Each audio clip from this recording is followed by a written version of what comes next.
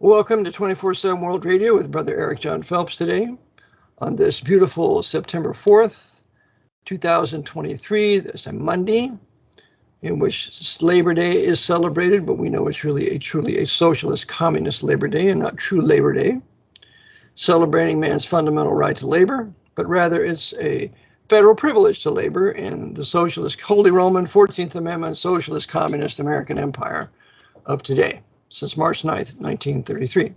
So, Brother George, welcome to the broadcast today with us. Well, thank you, brother. And the scripture verse is Ephesians 1, verse 1.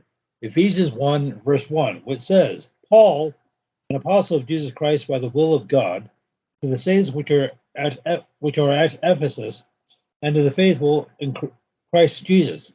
Notice that Paul says to the saints that are at Ephesus, hagios, the separation.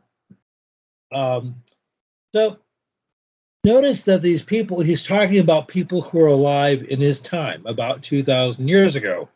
He wasn't talking about people who had died and gone to heaven. And that's right. I bring this up for various reasons. If you're talking about the Catholic Church, they believe in the veneration of the saints or the communion of the saints, people who have died and who have allegedly gone to heaven. Now, with very few exceptions, other than those in the Bible, New and the Old Testament, the vast majority of the people whom they considered to be saints probably were not. If anything, they were egregious reprobates. Now, I bring this up because this ties into one of the subjects I wanted to discuss in just a bit. In the Catholic Church, generally speaking, in order to be declared a saint, you had to be deceased for a minimum of 5 years. And then you have somebody called the promulgator who argues as to why you should be declared a saint. Then this is no joke. Then the Catholic Church appoints a devil's advocate. Somebody argues as to why you should not be declared a saint. Now we'll use this expression "devil's advocate" in a secular sense, such as somebody who deliberately argues an opposing position, even though he may not necessarily subscribe to this alternative position. So the promulgator, well, there may be more than one because people could die, because sometimes this takes years, decades, even centuries to be declared a saint. And it's somewhat analogous to like a sports hall of fame. They look at how many home runs, instead of looking at how many home runs you hit or whatever, or hits you had, they'll look at how many miracles you performed. Now, I kid you not, in order to be declared a saint, you need to have at least 2 verifiable miracles attributed to you. At least one while you're alive, and at least one posthumously, i.e. after you die. And I know it may sound as if I'm making this stuff up, but trust me, my imagination is not that good. So, after people have been declared saints, they often can be declared a patron. That is, you're in charge of some sort of cause. Now, it could be an issue like St. Vincent de Paul is in charge of poor people, Jews, lost causes, and you also could have national saints or even continental saints. For example, St. Rose of Lima is the patron saint of South America. Now, if you look at the rich isles, each of the countries there has his own saint. Andrew in Scotland, Patrick in Ireland, David in Wales, and of course, George in England. And I guess back in the 4th or 5th century, George was supposed to have killed all the dragons in England. Now, if Greenpeace had been around in his day, they probably wouldn't have been too happy with him. Probably not. Greenpeace. Mm-hmm. Okay, so, but as I said, sometimes it could take hundreds of years to be declared a saint. For example, the Catholic Church put Joan of Arc to death. It was in 1419, and I guess because they deemed her to be a witch or something like that. Well, whatever the story is. So not only do they reverse her position, but she's now the patron saint of France. So I guess that's like their a consolation prize to her. Well, oh, sorry, Joan, for killing you. Yep,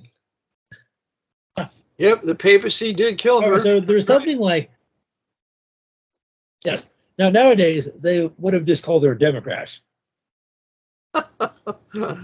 Uh-huh. Yep. Okay. One of the Pope's socialist communist Democrats. That's right. Yes. As So, opposed to the Pope's socialist fascist Republicans. Of course, they're both working together, but go ahead, brother. well, indeed. So, anyhow, so as I said, there are over 20,000 members of this pantheon of saints. And you may be wondering, where is this in the Bible? Well, it's the part that you can't read. It's invisible ink. Well, this is according to sacred tradition. Now, probably the saddest case of any saint was Saint Christopher. He got kicked out of the Saints Club in 1969. He was a patron saint of travelers, and not because he did something wrong like sports gambling or something. It's just that he didn't exist. They finally admitted that after hundreds of years, and which is incredibly unfair because after all, that wasn't his fault. You know, it reminds me. I was raised with a Roman Catholic neighbor. His name was Bobby Rogers, and he used to have this cross with this man crucified on it. And I said, "What's this?" He says, "Oh, that's the patron saint of Saint Christopher." And of course, I never heard of that. But that's what I remember about Saint Christopher, the kid I was raised with. Go ahead. Well, okay. Well, the whole idea. I know this may sound redundant, but it's based in pure paganism.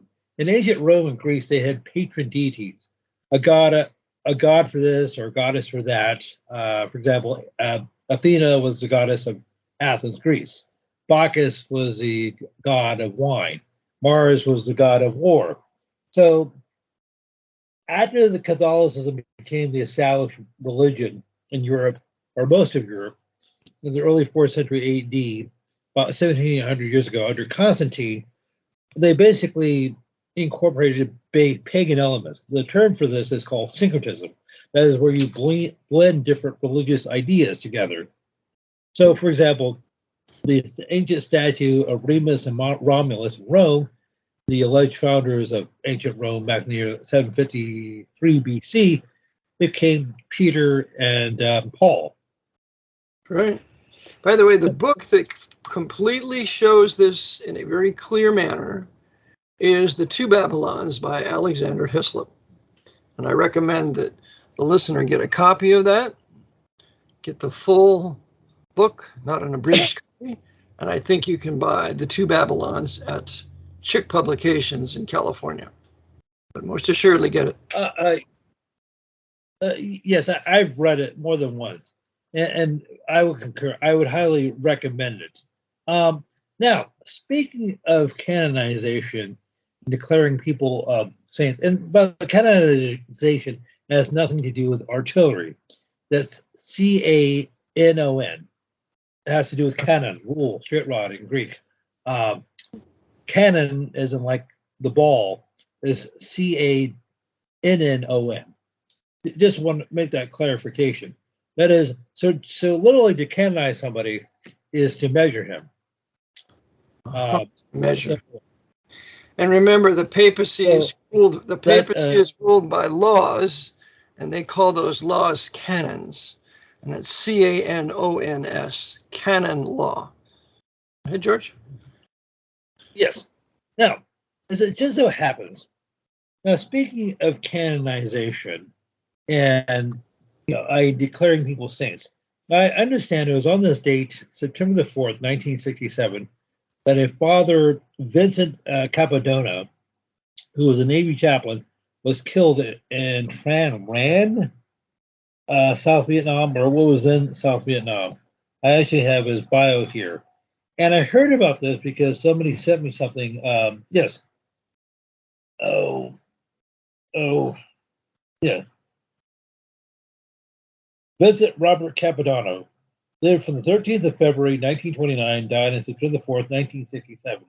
He was a Navy chaplain, as I said, and a Mary Knoll missioner.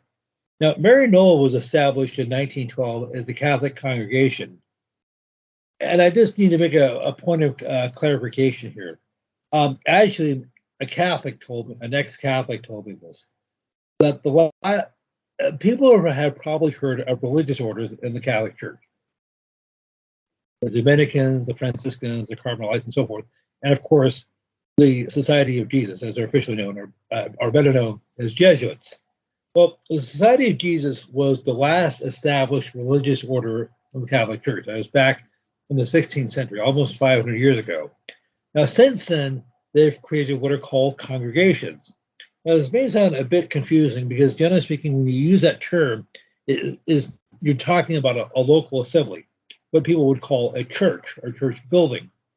But these have been created over the centuries as ancillaries to the Jesuits.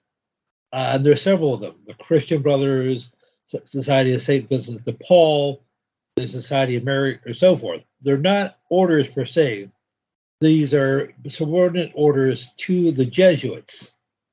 The Society of Mary, they actually have females in them, and they oftentimes will have lay people in these orders, or they have different stratas of these set orders, but they're actually cadres, groups, whatever you're going to call them.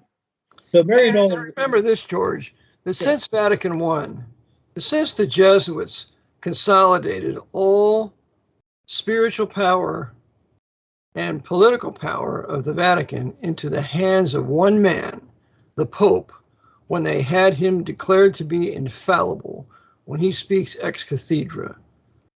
Since Vatican I of 1870, the Jesuits have ruled the papacy through the Pope of their control.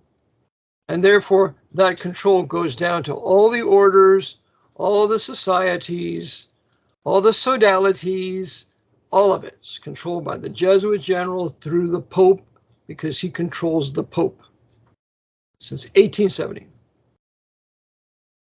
Yes, indeed. So this Capodanno died 56 years ago today, and they're, I guess, trying to get him to be declared a saint. I just found this out recently.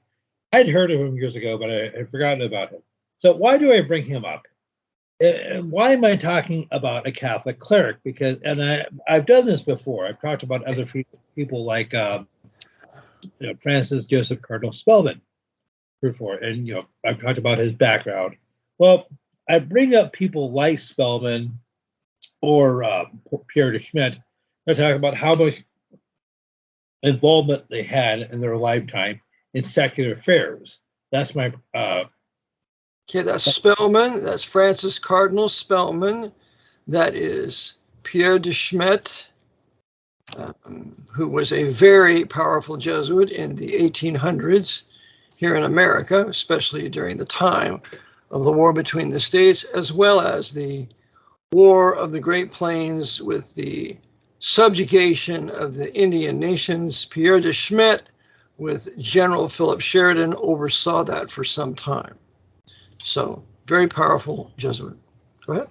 Okay, there's and other people whom we've discussed, like Edmund Walsh and so forth. However, this is talk about Vincent Robert Capodanno Jr., who is a Maryknoll missioner, Amen. Okay, he actually got his undergrad degree from Fordham University. And what's Fordham University? What is Fordham University? It's a Jesuit school. That's right, in the Bronx, in the state of New York. I maintain it is the most powerful Jesuit institution in this country, even more so than Georgetown. It's really the secret power. The open power is Georgetown. The secret power is Fordham. Go ahead. Okay, so we just made reference to Francis Joseph Cardinal Spellman. Well, Spellman actually ordained Capodanno in 1958 on June the 14th. So, now this priest's name is what again? Capodanno? Yes, Capodanno.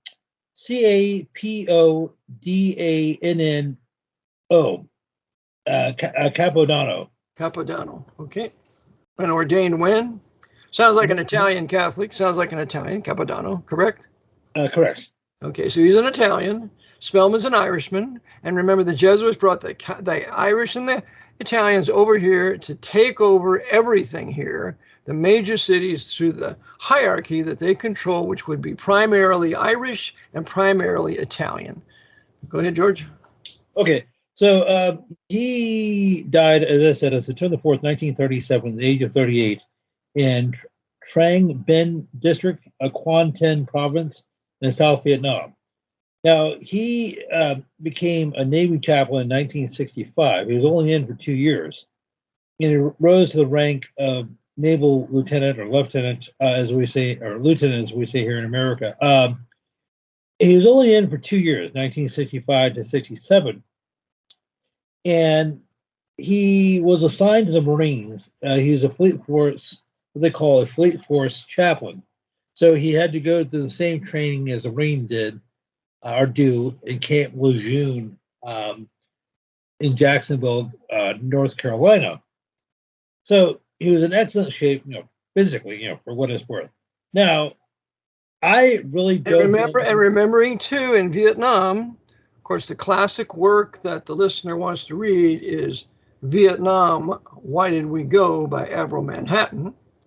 And he will tell you that the papacy incited the war, that Diem was the most devoted Roman Catholic connected to Francis Cardinal Spellman, and that the brother of Diem was the Archbishop of Hue. So we see the whole Roman Catholic connection there in Vietnam as they're going to orchestrate this war for the benefit of the papacy. Go ahead, George. Okay, so I really don't know much about what he did in Vietnam. It's possible that he could have just been an ordinary priest who was just attending to the spiritual needs of his men, performing the Mass, hearing confessions, doing last rites, that sort of stuff. Well, I don't think so. I'm sure that's the open policy. It's a religious policy. I'm here for religious reasons. But every priest takes an oath to uphold the temporal power of the Pope. Every bishop does, every archbishop, every cardinal, and every priest. It's part of their ordination. So it is a political power with the mask of religion on. And don't think for 1 second that this chaplain wasn't confessing Catholic officers, and through that knowing exactly everything of the commands that were to be taking place. We have to remember that Dan Lyons was also an advisor to the general in Vietnam, Kirby Abrams. So this whole intelligence community works like a wonderful, wonderful oiled machine, and this priest was a part of it, because his first devotion and loyalty was to that foreign sovereign and king, the Pope of Rome. Now, here's a little factoid about Capito. Okay, something that raises my suspicions about him is that he was personally ordained by Spellman. That should be a red flag in and of itself. Well, you had to say if you're a priest, you had to be ordained by somebody. Well, I suppose that's true. However, in his day, Spellman was the most powerful bishop, Catholic bishop in the United States. Yeah, Archbishop. That's right. Became Archbishop in 1939, was made a cardinal in 1946, I believe. And Spellman was educated by Jesuits in the American College in Rome, and he was groomed to be the most powerful churchman or prince of the church in America. In fact, over here at the former Jesuit novitiate over here in not far from us in Kleinfeltersville, I believe. What is it? Anyway, the novitiate that's not far from me here. What is it? Warnersville, thank you. In Warnersville, Spellman had his own room at the novitiate at Warnersville here in Pennsylvania. So Francis Spellman was completely and totally the agent and tool of the most powerful American Jesuits in this country, especially from Fordham. Now, I was just watching something just before I went on with you about why his cause, Capodano's cause, has been delayed.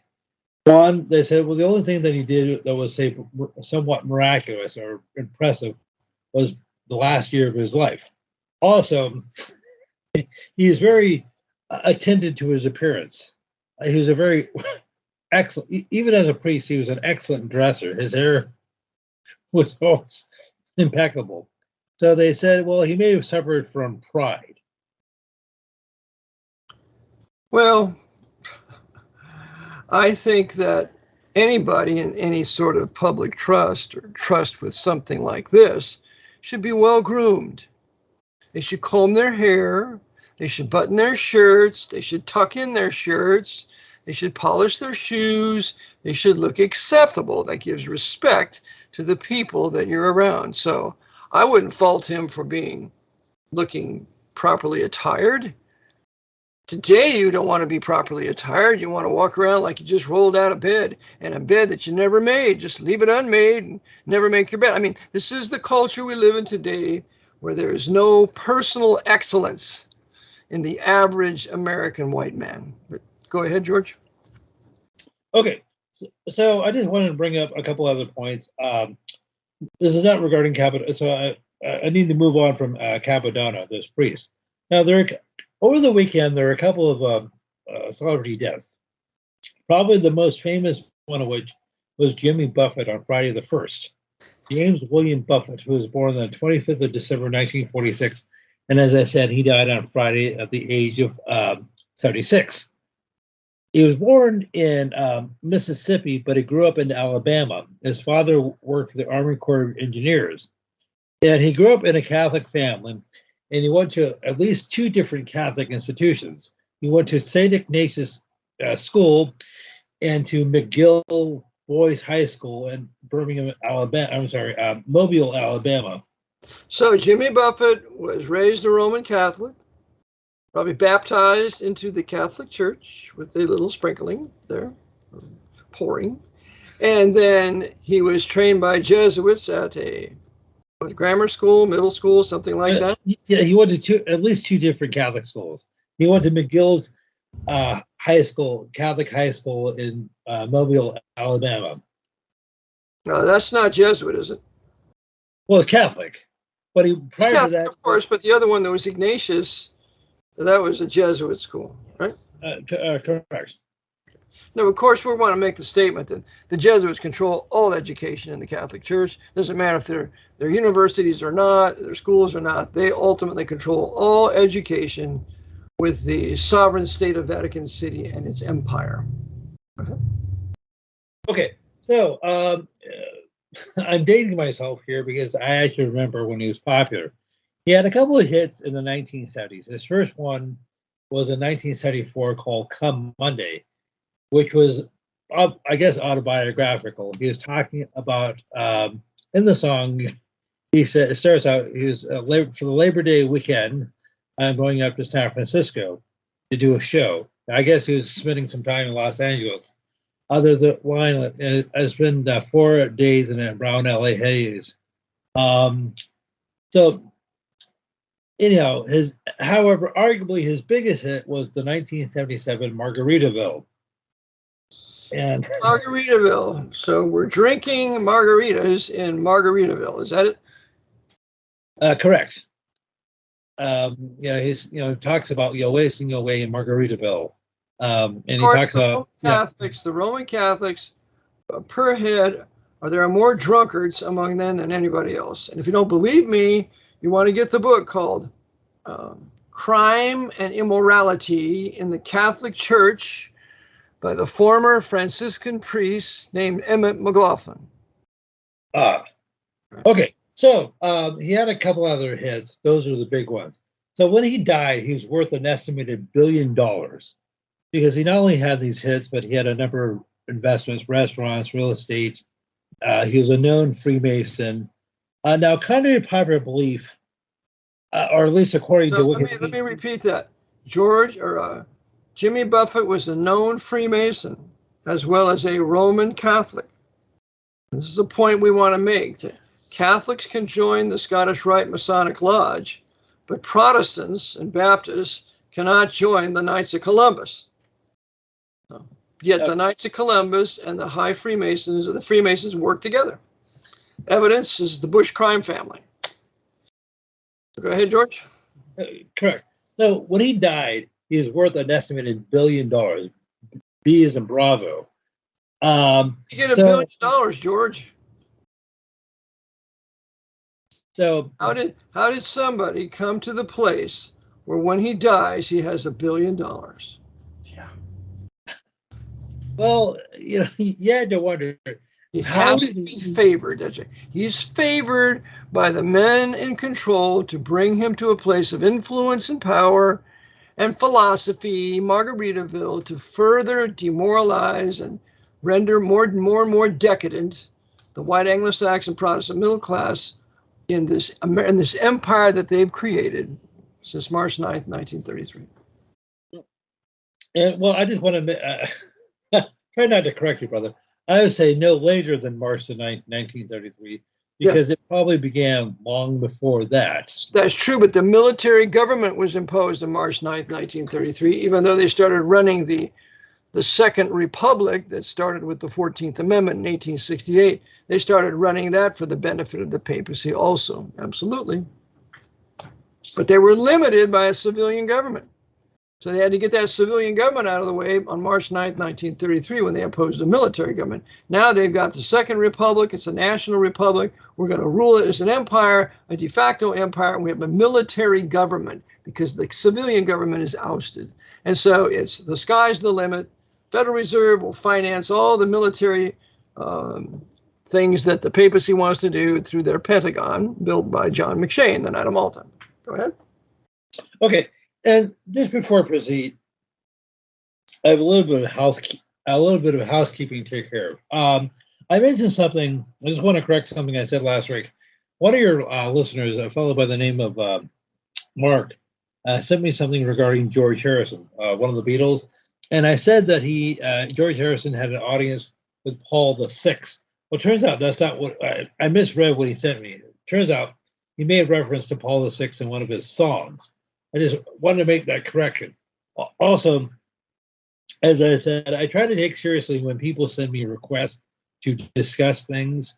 I have a listener in England, well, the United Kingdom somewhere, named Joshua, who had asked me a question. Well, he actually asked me a couple of different questions. I can only get to one. The first one has to do with the paganization of culture. We actually talked about this a little bit earlier when we were talking about saints and the whole idea of canonization. But something he was asking me about was, has there ever been a concerted effort by the Jesuits, the Vatican, to paganize Europe and say other Western countries like the United States? And of course. Go ahead, George. I'll comment when you're done. Go ahead. Okay. Well, I can't. Well, I'm not sure if they had a specific meeting or a series of meetings, but you could say one of the things I mentioned in response was one of the vehicles they have used is the Tavistock Institute, which is created in 1947. And when I say paganization, I need to qualify that. There are several elements to this, and bringing in repopularizing ancient Greco-Roman ideas and philosophies and mythologies. That's one element. Also, bringing in Eastern religion and philosophies, Hinduism, Buddhism, so forth. But then there's the overt, Africanization of the culture. And one of the primary vehicles they have used is music. That's right. Specifically, it began before the 1960s, but it began in earnest in that decade. Yes, it did. Okay, and you could say, so they able to do this through electronic means, the radio, records, and various the iterations that have come about since then, but also film, the big screen and the small screen. The Jesuits are the creators of film. Yes, so Hollywood, the big screen. Even before that, the silent movies. That's right. Okay, so I'm not sure if I answer your question correctly, but well, let me help a little bit because I'd like to add a few more things. Okay, please do.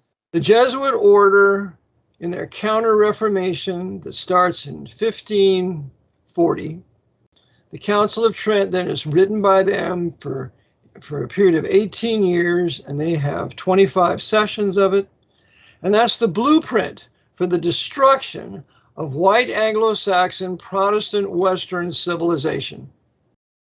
So therefore, they have to bring these nations back to the way it was, to the paganism, to the Romanism of the Pope's Dark Ages, because the modern era will begin in 1648, and it will last until probably till after World War II, when they really destroy Protestant England and Protestant Germany. So they use the orchestrations that they do to paganize this country and Western civilization is the music, like the Beatles and others, other music. And then they use academia, because everybody has to send their child to college, right? We are saving up for college. Why? So they can be taught to be atheists and fornicators.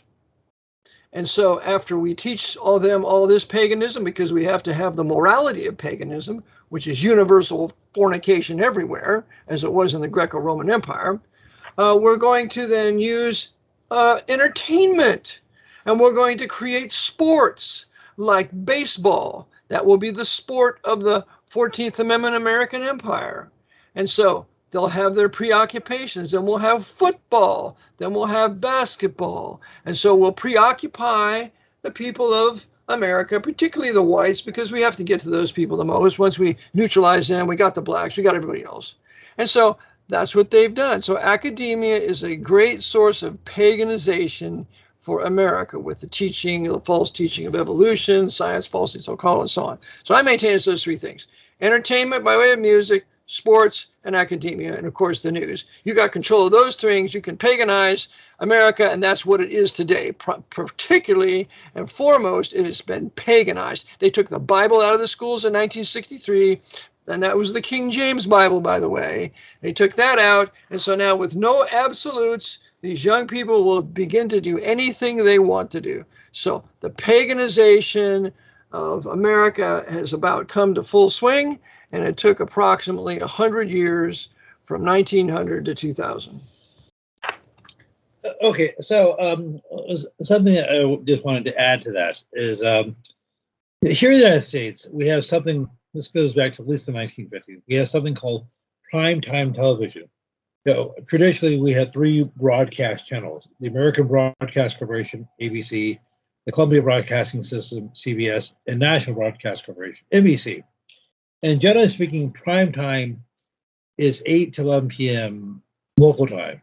Now remember, if I may interrupt, the Archbishop of New York controlled NBC, CBS, and ABC for years, for decades, through the Council on Foreign Relations in New York City.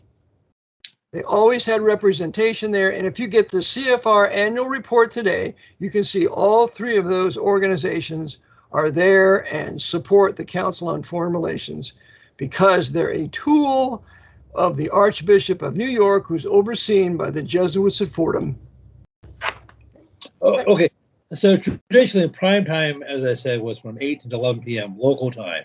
Now, in the Central Time Zone, it's 7 to 10, but generally speaking, for everybody else, it's 8 to 11. Now, they call it that because traditionally that is when most people were watching television. They had dinner, they hadn't gone to bed yet, and so you just wanted to have them, suck them in for a few hours to watch their comedies or the dramas or whatever. Now, that usually, as I said, and usually at 11 o'clock, and they show the evening news. They had the national news just before prime time with Walter Cronkite. But during prime time, 8 to 11, you had your comedies and your dramas. So the comedies taught you to laugh at sin. The dramas taught you to cry at sin. Right. Now, especially to laugh at sin, or to be educated how to sin. So it's sinful education at prime time, which includes also teaching you how to lie, or teaching you how to be a coward and coward out and not tell the truth in the face of a serious challenge.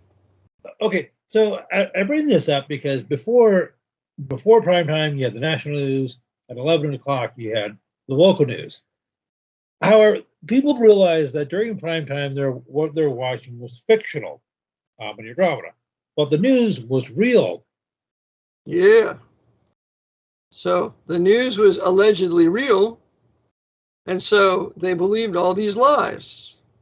Like we went to the moon, like Oswald killed Kennedy, like James Earl Ray killed King, and it's one ceaseless lie after another.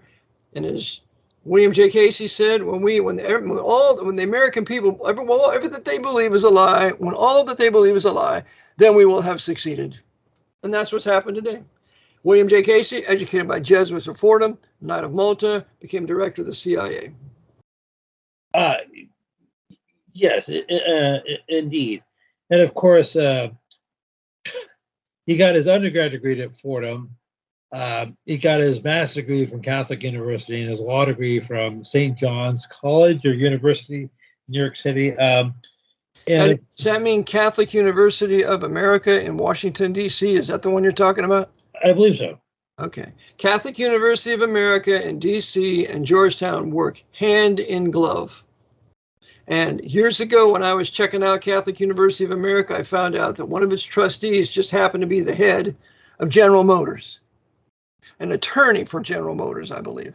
So you have the GM Catholic University of America connection. And that was with this law school pamphlet that is sent to me. Go ahead. Okay, so I just made reference to the death of Jimmy Buffett on Friday.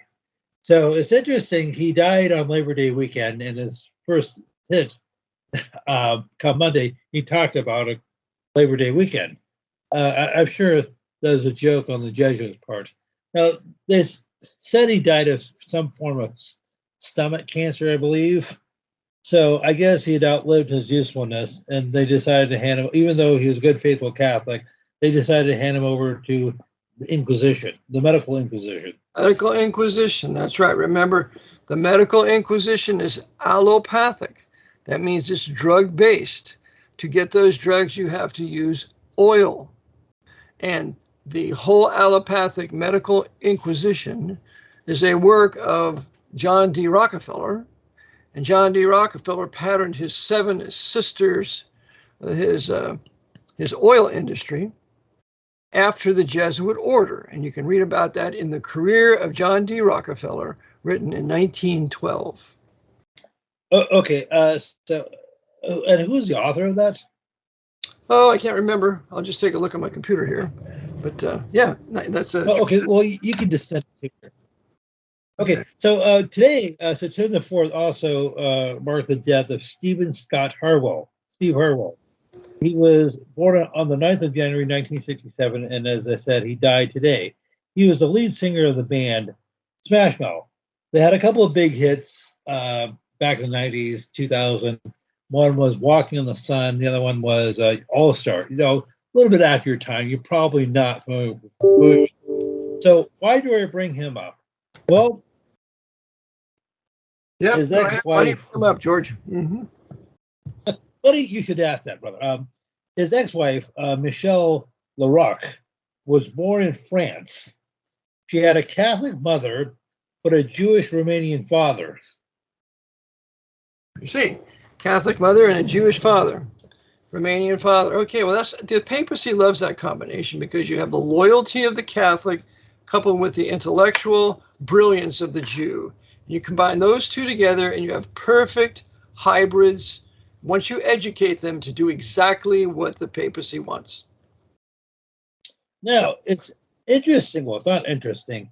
He died of several things. He had liver failure and an inflamed heart.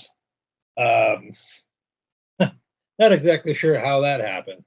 Now, as I said, he was only 56 years old.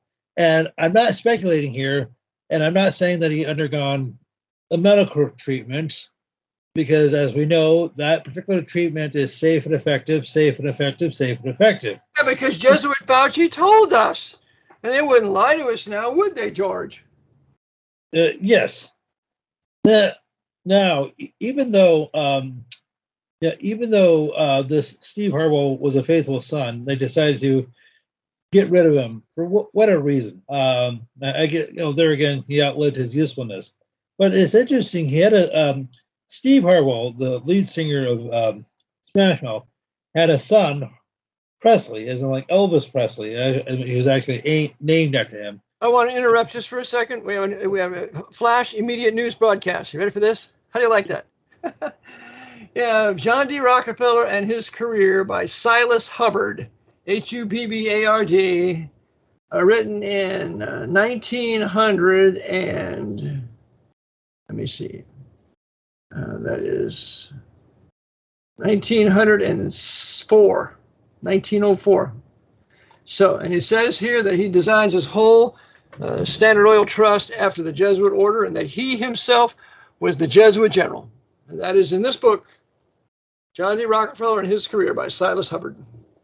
Now, anybody that's attacking the Rockefellers, you got to ask them, well, don't you know the Jesuits oversaw him, and this is a creation of the Jesuit order? But that's where, all the alternative patriot boys, they don't want to go there. They don't want to talk about that. Go ahead, George, back to your point. Okay, so back in 2001, July 2001, I don't have a date for him.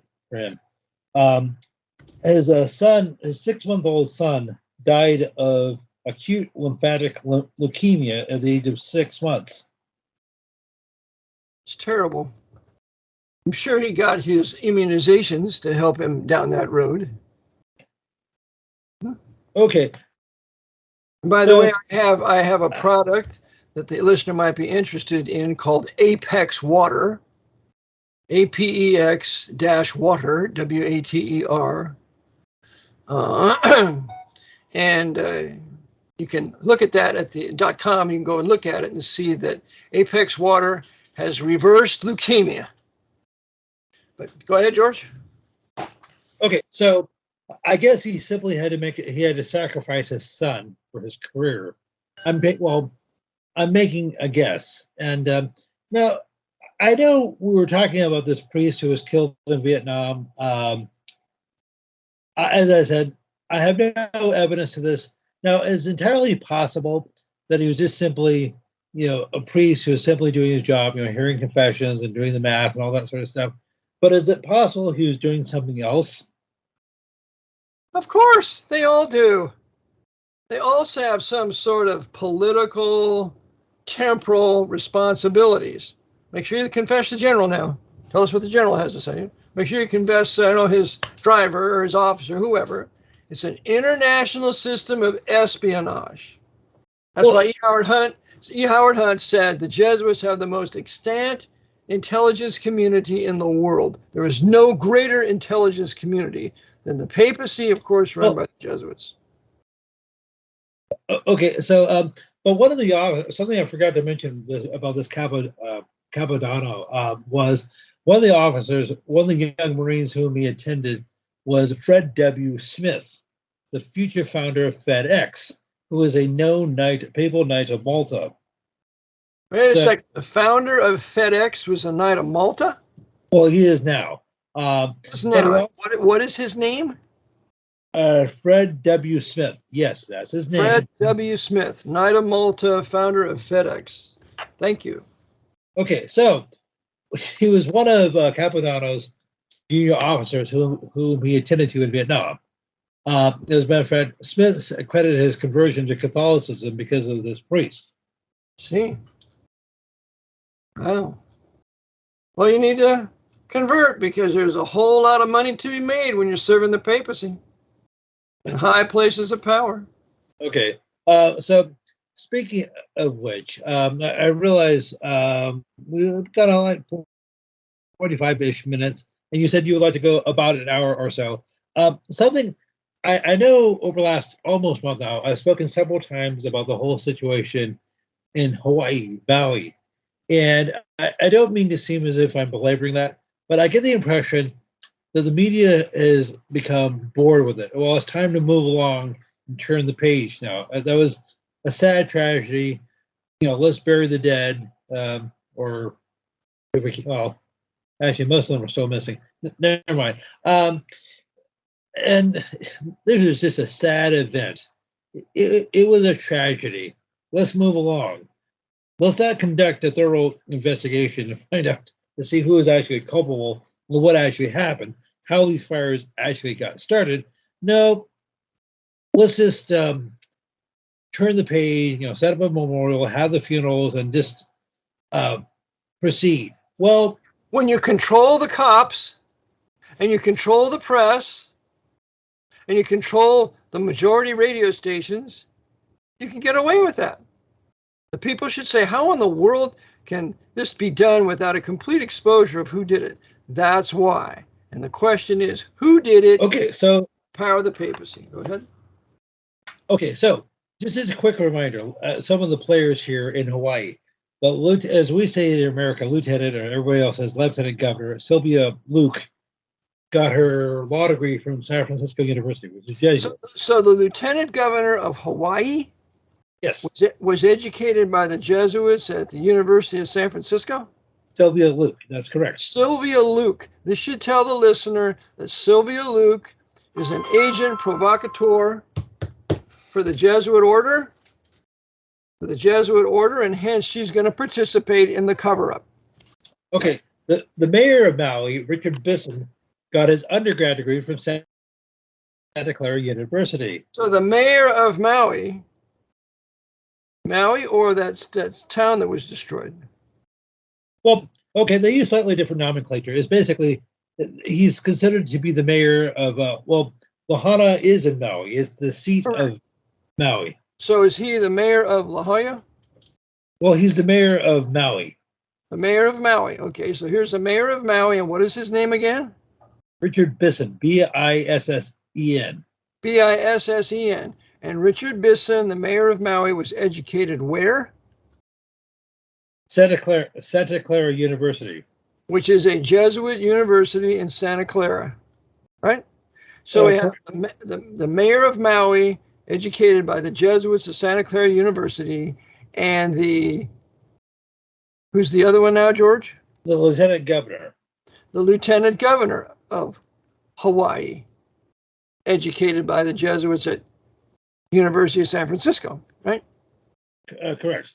Okay, so anybody that wants to know who's behind the destruction of Maui has to take into consideration the people of power that are overseeing what's happening in the aftermath, and realize the reason why nothing is happening is because these people of power were trained and educated by the Jesuits, and hence they are under Jesuit command. That's how we find out these things of what really happened. Who was trained by the Jesuits? Where did they go to school?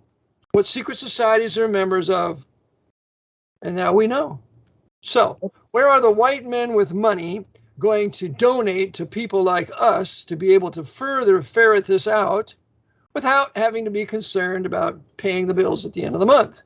See, that's what they don't want to do. They don't want to spend their money, and they don't want to spend their time. They just want a lot of free information. They say, ooh, but it means nothing to them because they didn't put in the blood, sweat, and tears to find it out.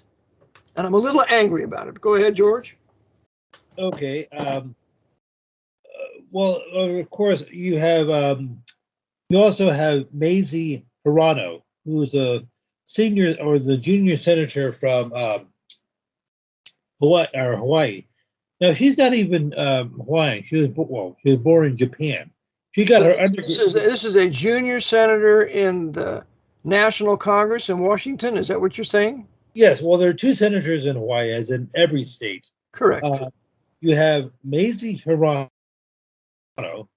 You just cut out. Nazi Toronto, is that what you said? Nazi Toronto. Say her name again. You cut out on it. Maisie, M-A-Z or Z-E-I, Maisie, H-I-R-O-N-O, Maisie Hirano. Maisie Hirano, okay, and she is a senator from Hawaii, a U.S. senator from Hawaii, right? Correct. And where did she go to school? She was actually born in Japan, Fukushima, Japan. But she got her undergrad degree from Georgetown. Georgetown. So now here's a third person of power in Hawaii, connected with Maui, that could easily pick up the phone and start to resolve this who did it and why, but they're not doing it because they're part of the conspiracy, the design, the plot, and the subsequent cover-up. And thank you, George, for bringing those three to our attention. And if there are more, please do so. Okay, the other senator, the senior senator, Brian Schatz. He's Jewish. Don't mean to keep picking on. I'm picking on them. That's a fact. If they're Jewish, you say they're Jews. It's a racial fact. Go ahead. Okay, so he's the other senator. And of course, you have the governor, Josh Green, who's the first Jewish governor of Hawaii. Okay. And he's a known Freemason. Now, now we have Jewish Freemasons together, working in conjunction with those that have been Jesuit educated. So this is part of the picture, and this is everywhere in every state in this empire. Jewish Freemasons working for the Pope. Sherman Skolnick, when I knew him before he died, he called them Hofjuden, and he was a Jew himself out of Chicago, and he called them Hofjuden, court Jews. So they're court Jews working for the papacy, just like Shapiro, the governor of Pennsylvania, another Masonic Jew working for the papacy, and nearby the Archbishop in Philadelphia, as well as the diocese in Harrisburg. But go ahead. Well, of course, Shapiro, yes, Josh Shapiro, he got his law degree from Georgetown. You guys, so here's another Jew working for the Pope, educated by Jesuits to man the empire for the benefit of the Pope and the destruction of white Anglo-Saxon Protestant peoples and Baptist peoples out of the Counter-Reformation. That's the end game. Go ahead. So now, however, it gets even more. I probably could have spent the entire show. The director of FEMA in Hawaii is Major General Kenneth Hara, H-A-R-A, Hara. He's the son of Gary Hara, who is also a general in the United States Army. Now, as I said, the FEMA director in Hawaii is his younger Hara, Ken Hara. Now, why is a general in charge of a civilian organization? That's right. And Ken Hara, doesn't sound like he's Hawaiian. It sounds like he's Japanese. Is that the case? Well, he's of Japanese. They're both of Japanese descent. Oh, yeah. Okay. So here you have, because remember, there was a very powerful Knight of Malta during World War II.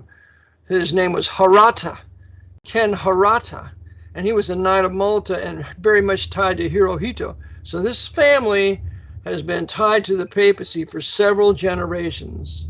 And so he's what, number 5, influencing or controlling Hawaii? Now, as I said, now the father, Gary Harara, is actually a retired Army general. He was in the head of the Pacific Command back during the 1990s. Now, Gary Hara got his undergrad degree from Chaminade University in Honolulu. Chaminade was founded in 1955 by the Society of Mary. Now, how do you say that? Chaminade? Is that what you said? Yeah. Chaminade. C-H-A-M-N. Correct. Chaminade. Okay, I see. Founded by the who?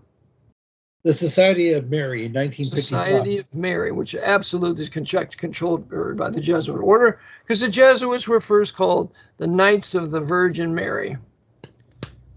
Okay, George, very good. All these connections, very good. So you have all these people through secret societies like Freemasonry, through education, who are basically calling the shots in Hawaii. Now, yes. if you look at the Aloha state, it has a population of less than 1.5 million people, so relatively few people live there. However, this does seem like a huge allocation of resources for a relatively small jurisdiction. Unless it's going to be used for a future purpose in the destruction of historic white Anglo-Saxon Protestant America, namely to be used as a stepping stone for the Sino-Soviet Muslim invasion. And they have Hawaii completely locked down to enable the Chinese to use it for that little stepping stone when the time is right. Plenty of Jesuits there to make sure their Jesuit communist Chinese empire succeeds. Now, it's interesting that Josh Green, the current governor there, he just took over this year. And as we've discussed before, they brought in the chief of police, John Pelletier, this year. Now, Pelletier was a captain in the Las Vegas Police Department. He was in charge with the cleanup after the Mandalay Bay alleged shooting back in October Let's 2017. go back a little bit. I don't want to go too fast, George. Let's go back a little bit. You said now the governor of Hawaii is Josh Green. Correct. He's a Jew, right?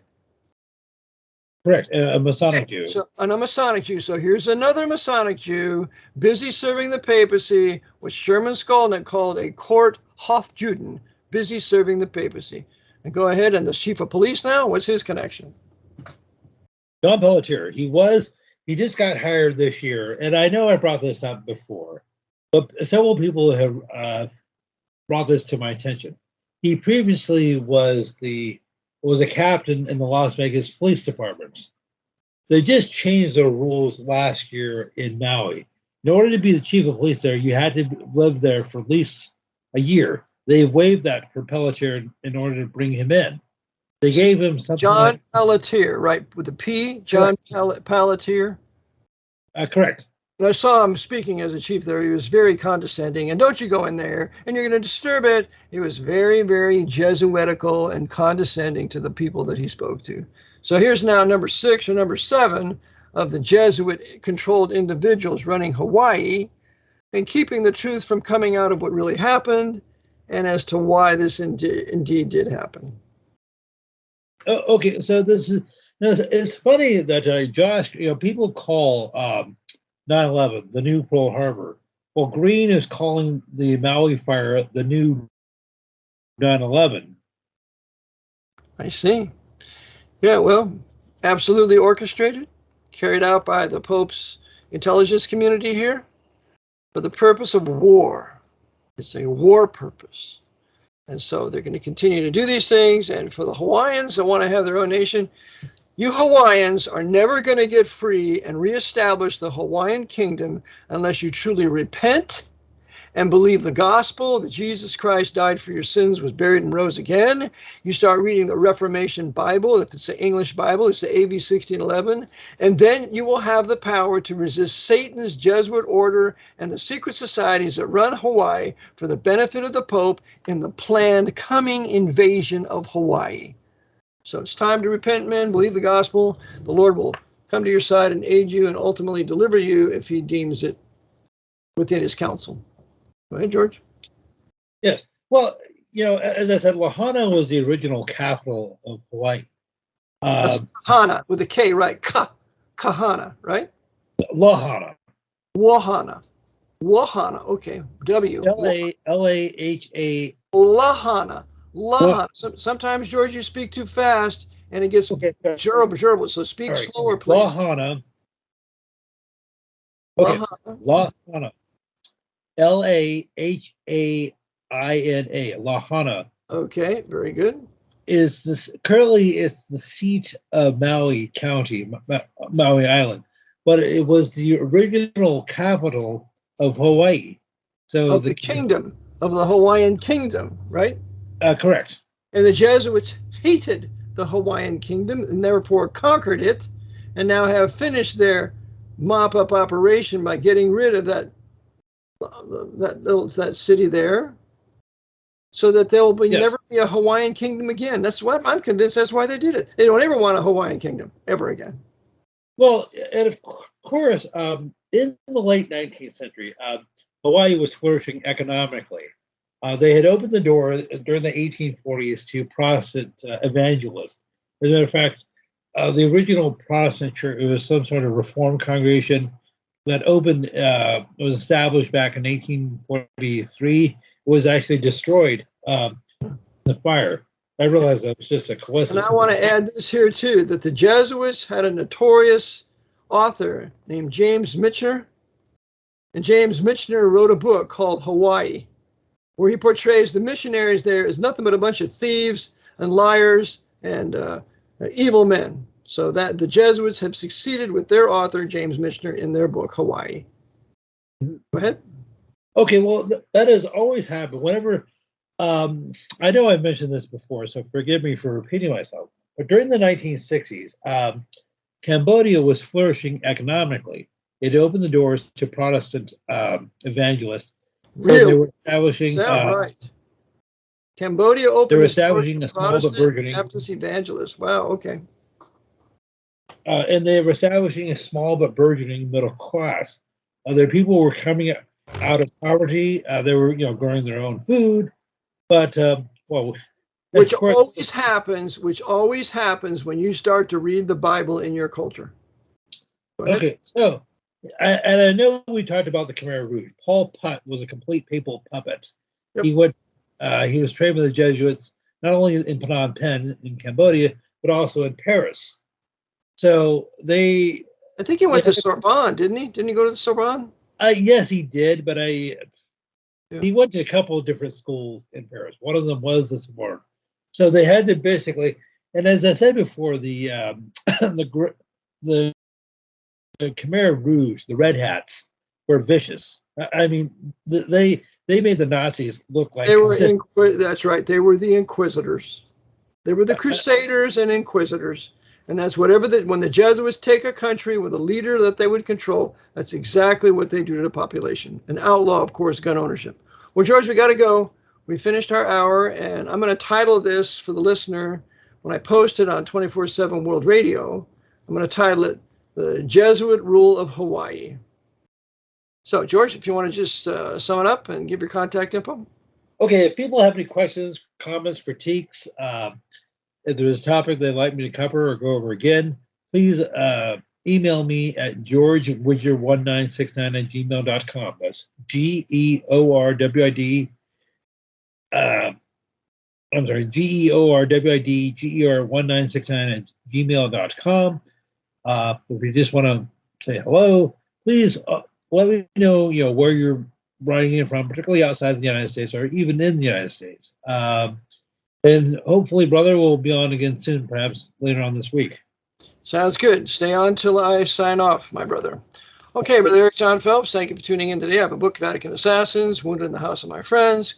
Go to my website, vaticanassassins.org. You can pick up a copy of the ebook, and I have other things there for your edification. But with 24/7 World Radio, you can order all my broadcasts for the last 8 or 9 years, even 10 years, I think, and pick those up, and hopefully they will also be for your edification and education. And lastly, appreciate your prayers, 2 minutes a day, that the Lord would continue to bless and open the door so that I can have a new host sometime shortly, and then we can get back to our regular radio station announcements and music with some other new things that I've planned. So until then, till the next time we meet, Maranatha, the Lord be with you.